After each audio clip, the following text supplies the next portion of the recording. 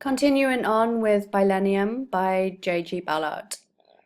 And we'll start with this quote. Ward wiped his eyes, then stood up wearily and reached for the shelves. Relax. I'm on my way. I'm going to live in a broom cupboard. Access to staircase that's really rich. Tell me, Louis, is there life on Uranus?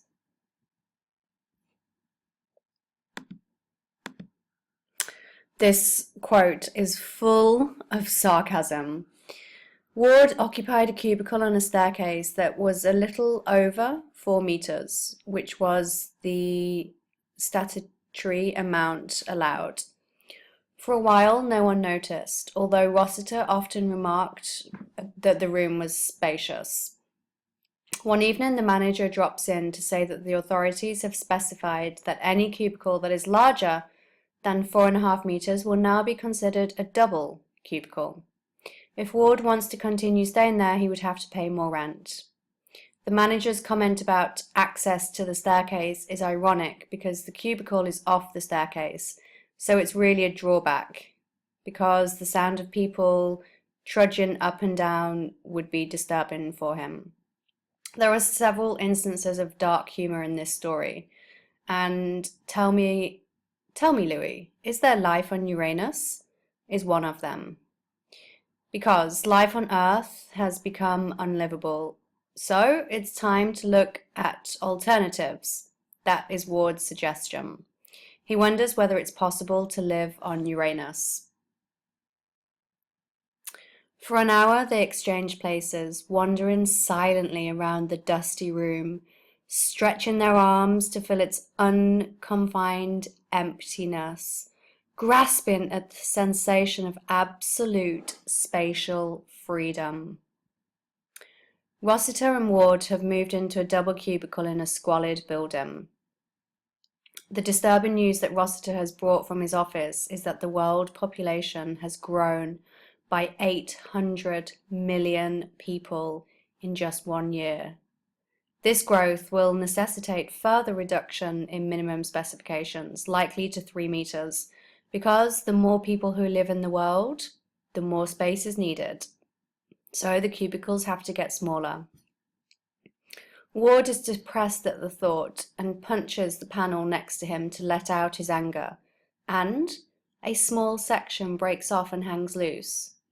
Thinking he may have disturbed the people next door, he peers into the opening and, to his delight, he finds that it is a room that had been overlooked when the cubicles were made. Rossiter and Ward look over the room, delighting in its largeness. They have never experienced such a large, empty space before, so they take turns to enjoy the freedom of stretching their hands without hitting anything. You can see the word choice here, used by Ballard. Wandering silently. They are able to wander rather than crouched in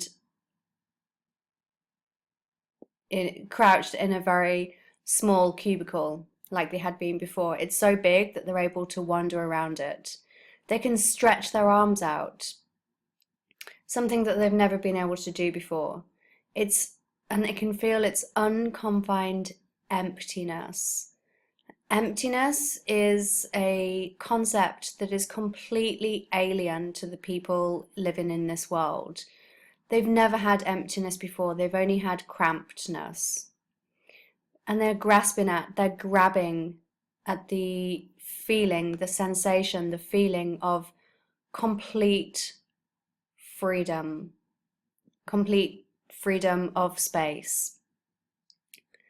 And this is the first time that this word freedom is used in this story. And this room symbolizes freedom for them. Then he pulled himself together. It was a beautiful wardrobe, without doubt, but when it was gone, it would make the room seem even larger. This is how the story ends. Ward and Rossiter buy furniture for the room that they've discovered. They choose heavy Victorian furniture that no one wants anymore because there's no space. to put it. This is ironic because Victorian furniture is very beautiful and it's very desirable. Everybody in our time, so the readers can see this, everybody in our time wants to have Victorian furniture because it's so big and beautiful. But in this story, nobody wants it because there's no space to fit it in. So therefore it's ironic. The characters Ward and Rossiter are especially fond of a mahogany wardrobe that has carved decorations. For them, it symbolizes beauty in their lives, something that has been missing for so long. But once Judith and Helen, and later their families, move in, the wardrobe loses its shine,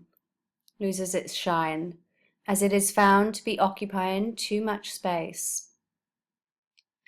Slowly, they start dismantling it, taking it apart.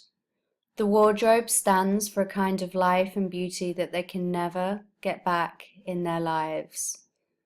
They dismantle it, they take it apart because it's taking up too much space, and also because it's a beauty that they can never get back in their lives. So the irony that we can see in this story, the final sentence which we've just looked at. It was a beautiful wardrobe without doubt, but when it was gone, it would make the room seem even larger. And when they're talking about the amount of people who are living in the rooms, they've only got 6 to our 7. Even if they have 6, that's still very, very cramped. But they're saying, oh, would they only have 6 to our 7? How did we ever decide to buy it? Talking about the wardrobe. And they're saying this because they used to have the space for it before they gave it up for money. But now, before they gave up the space in the big room for money. So they're questioning why they even bought it in the first place. And they bought it because they wanted to have beauty back in their lives, but then they became the greedy landlords. The partition pressed against his knees and he could hardly move. This is in the room, in the big room, but he's back to where he started.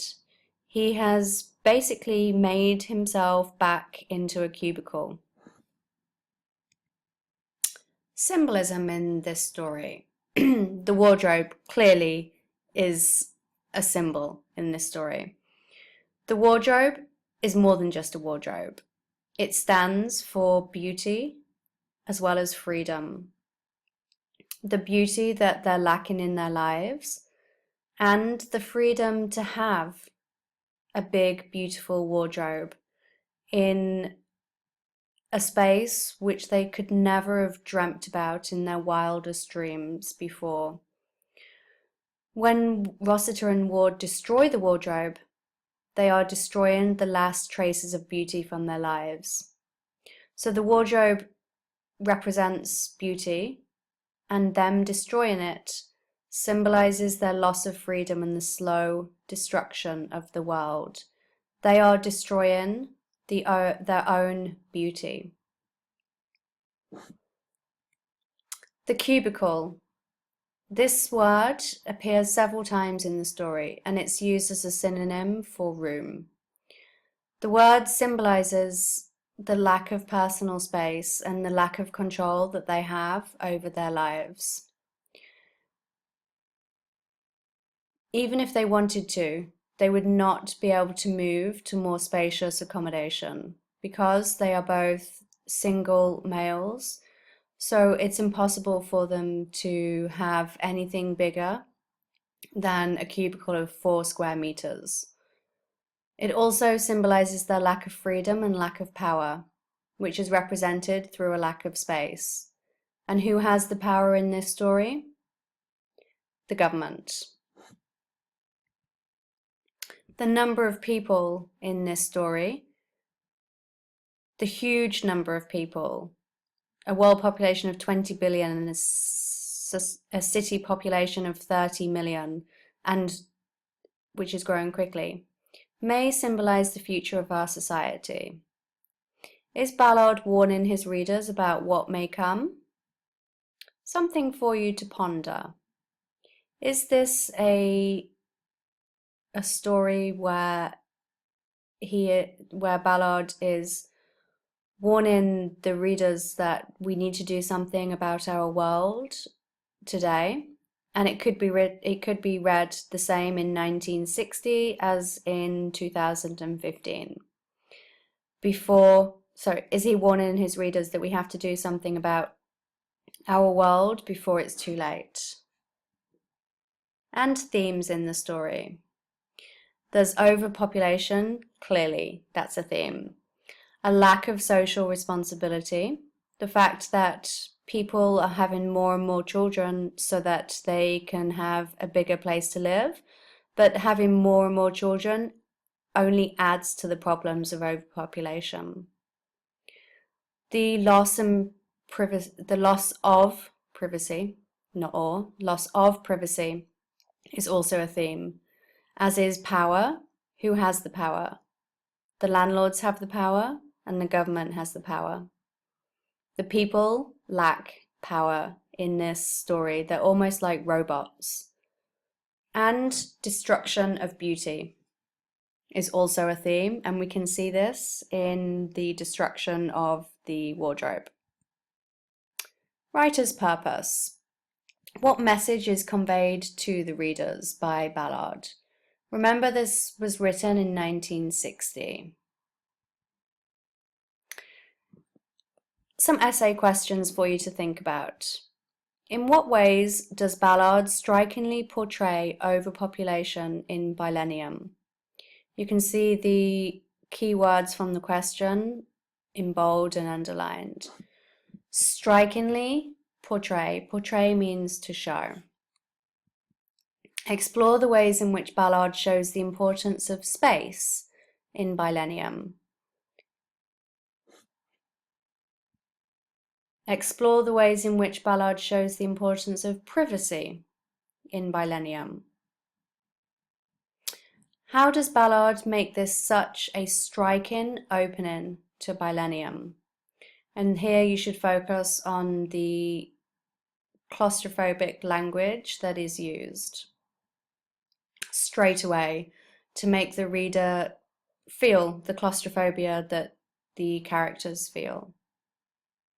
How does Ballard vividly convey what it is like for somebody to live in an overpopulated society? So how does Ballard very vividly and descriptively show or share what it's like for someone to live in an overpopulated society? And explore in detail the ways in which Ballard memorably portrays claustrophobia in Billennium. So how does he show claustrophobia in this story?